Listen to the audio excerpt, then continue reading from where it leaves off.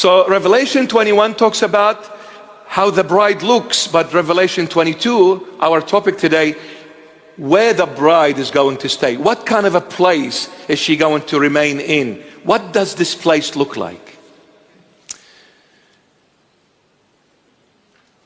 Just like God prepared a place before creating Adam and Eve, so as God prepared a place before he comes on his second return and takes his bride to the Father's house. The place is prepared before coming back.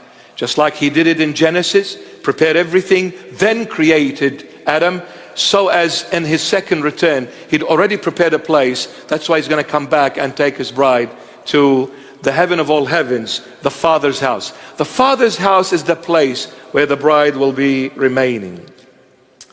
Now, the Lord says in Matthew 25:34 the following, "Then the king will say to those on his right hand, 'Come, you blessed of my Father, inherit the kingdom prepared for you from the foundation of the world.'"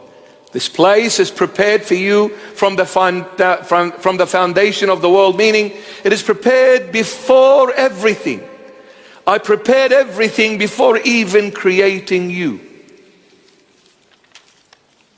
But I'm coming back to take you there. So we need to be ready. The bride, i.e. the church, must be ready for her groom, for her heavenly groom. So now let us come and see this place which we will inherit in the end by the grace of our Lord Jesus. What does it look like? Chapter 22 talks about this place, what we will expect to see in the end. It reveals it beforehand. But this revelation is a glimpse of what we will enjoy for eternities. But I've given you a sneak preview, if I can put it this way, to this place where the Lord will take his believers, his true believers. Now let's come to Revelation 22 and verse 1. "And he showed me a pure river."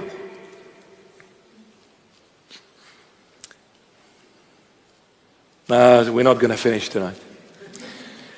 "And he showed me a pure river." Now, river here symbolizes life. Throughout history, humanity always searched for a place where there is water. Wherever there is flowing rivers, they went and inhabited the land because water represents life. So, and he showed me a pure river. That river here represents life because water is the source of life. "And he showed me a pure river of water." Pure water. When we go to Genesis chapter 2 and verse 10, we saw a river that was coming out of Eden. Now the word Eden, we've mentioned it before, it is a Hebrew Syriac word which means joy or praise. Joy and or praise. Now that river in Genesis 2 came from the Garden of Eden. And the word Eden means joy. Now joy, my beloveds, is linked to the Spirit. Joy is linked to the Spirit. Happiness is linked to the soul. Now please, I want you to pay attention. Bear with me. Joy is linked to the Spirit. Happiness is linked to the human soul. Look at our Holy Mother Mary saying in Luke chapter 1 verses 46 to 47. Look what the Holy Mother is saying. "My soul magnifies the Lord, and my spirit has rejoiced in God my Savior." My soul magnifies the Lord, and my spirit has rejoiced in God my Savior. You see, joy is to do with the Spirit, and happiness, which is magnification. See, when you're happy, you magnify things. Yes? So my soul magnifies the Lord, meaning my soul is happy in the Lord. but my spirit rejoices in God, my Savior. So therefore, joy is to do with the spirit, happiness is to do with the soul. And St. Paul in 1 Thessalonians 5:23 says, every human being is made out of body, soul, and spirit. So who rejoices? The spirit. Who is happy? The soul. And who is naughty? The body.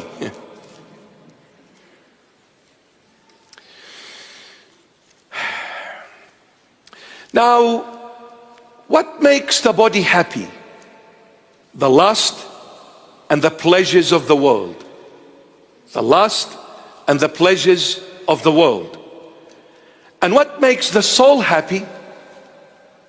Pride of life. What makes the soul happy? Pride of life. Where do we see this pride of life? John the Beloved in his epistle, the first one, 1 John chapter 2 verse 16. Look, John the Beloved, what he writes in his epistle, 1 John 2:16. For all that is in the world, now he's talking about the world. For all that is in the world, what? The lust of the flesh, the lust of the eyes, and the pride of life is not of the Father, but is of the world. So what is in the world? The lust of the flesh, the lust of the eyes, and the pride of life. The pride of life is to do with the soul, and the lust of the world and the lust of the eyes to do with the body.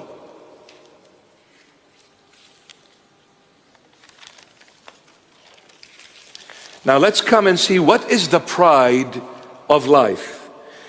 You're probably wondering now, what is the bishop trying to tell us here?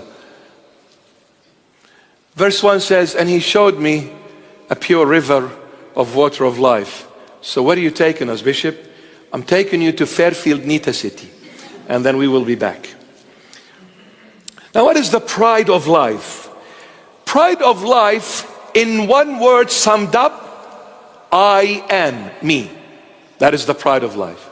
The word, I am, me. It's either me or no one else. That is the pride of life.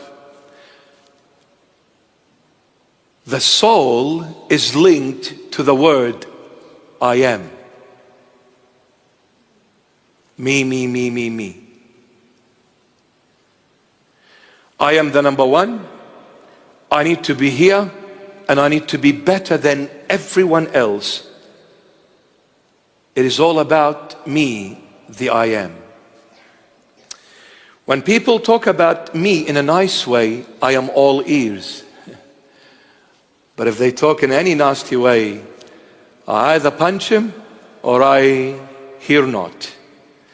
But if they are saying some very beautiful things about me, man, I become alive. Oh, really? Did you really say that? Oh, thank you, so kind of you. And you're dancing from within like Michael Jackson. No, not Michael Jackson. Well, to all the beautiful new faces that are with us here for the first time, a very warm welcome. I pray it's not the last time, but if you are here on a visit from another state or another faraway place, this is your home every time you're able to come. And those who come regularly, I'm sure you know by now that this is your home. I pray that you don't feel a stranger here. We are all one family in the name of Jesus Christ of Nazareth. The common denominator, the unifier, the one who brings us all into oneness and unity with Him and with His Heavenly Father. Amen? Wonderful. All right, we're going to continue our journey in the book of Revelation. And today we'll be taking one verse from chapter 22. And I'm not sure if we will be able to finish verse 1. So if we don't, then it's going to be a continuation next week. Now, Revelation chapter 22 and verse 1. The Holy Bible says, and he showed me a pure river of water of life, clear as crystal, proceeding from the throne of God and of the Lamb, and all glory be to our Lord and Savior Jesus Christ of Nazareth. Amen. All right. Oh, you can come in. Don't be afraid. You can come in. Okay, wonderful. Chapter 22. This is the last chapter of the book of Revelation. Incredible. Did you know when we started initially the commentary on the book of Revelation? It was back in June of 2021. That is almost 4 years ago. Unbelievable, huh? Feels like yesterday. Almost 4 years ago. I mean, we did have a break, and we did have other topics that we discussed within the Holy Bible throughout the journey. But even if we take 1 year out of the 4, it's been a journey of not less than 3 years in the book of Revelation. Did you know if we were to do a commentary on the book of Genesis, which contains 50 chapters, it will take us once a week, about an hour to an hour and a half lecture. It will take us about 9 years to finish the book of Genesis, if not more. So to finish the entire Holy Bible, as they say in the good old Italian accent, good luck. Have your pizza and hope for the best. So this just shows you how deep and how endless the treasures of our God, our Savior, Jesus Christ of Nazareth. Amen. All right, so we come to to Revelation chapter 22 and verse 1. Between Moses, who wrote the book of Genesis, and the Torah, the 5 books of Torah, which is Genesis, Exodus, Leviticus, Numbers, and Deuteronomy. But between Moses, who wrote the book of Genesis, and John the Beloved, who wrote the book of Revelation, there is an approximity of about 1600 years between the two. So between Moses, the prophet, and John the Beloved of the New Testament, one of the 12 apostles of Christ, there's about 1600 year gap or difference. However, the entire Holy Bible writes about one thing, and that is God's salvation to the entire human race. The entire Holy Bible writes about one thing, and that is God's salvation to the entire human race, who is Jesus Christ of Nazareth. All glory to his holy and mighty name. It took over 40 writers, different places, different educational levels, different backgrounds, different times, different locations to write the entire Holy Bible. Yet all of these, over 40 writers, at different times, different locations, all of them wrote about one thing: God's salvation to the human race, who is the one and only Jesus Christ of Nazareth. Now when we look at Genesis chapter 1 and 2, Genesis chapter 1 and 2, they go hand in hand with Revelation chapter 21 and 22. So the very first 2 chapters of Genesis, the beginning of the Holy Bible, go hand in hand with the very last 2 chapters of Revelation, which is the end of the Holy Bible. Amazing, amazing. When we come, for example, to Genesis 1 and verse 1, it says, in the beginning, God, or in the Hebrew text, Elohim. In the beginning, Elohim created the heavens and the earth. Revelation 21:1, now I saw a new heaven and a new earth. Genesis 1:1 says, in the beginning God created heavens and earth. And Revelation 21:1 says, and I saw a new heaven and a new earth. Heaven, earth in Genesis, heaven and earth in Revelation. And then when we look at Genesis chapter 2, and more specifically verse 10, it says, now a river went out of Eden to water the garden.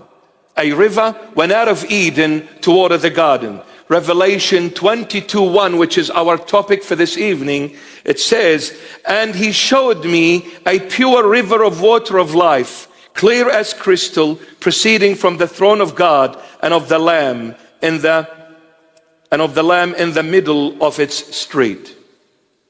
Genesis 2, a river coming out from the Garden of Eden, and Revelation 22, a river, a pure river of water of life.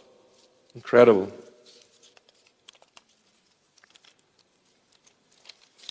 By the way, John the Beloved wrote the book of Revelation while he was in exile in a small island in the middle of the Mediterranean Sea, which is called Patmos of Greece of our time.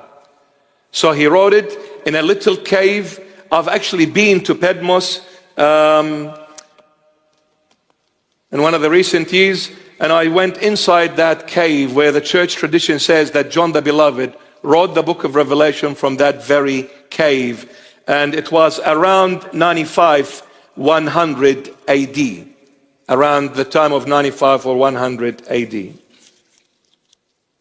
John the Beloved was the last disciple or last apostle out of the 12 to depart this world. All the other ones had departed prior to him, whether natural death or being martyrs.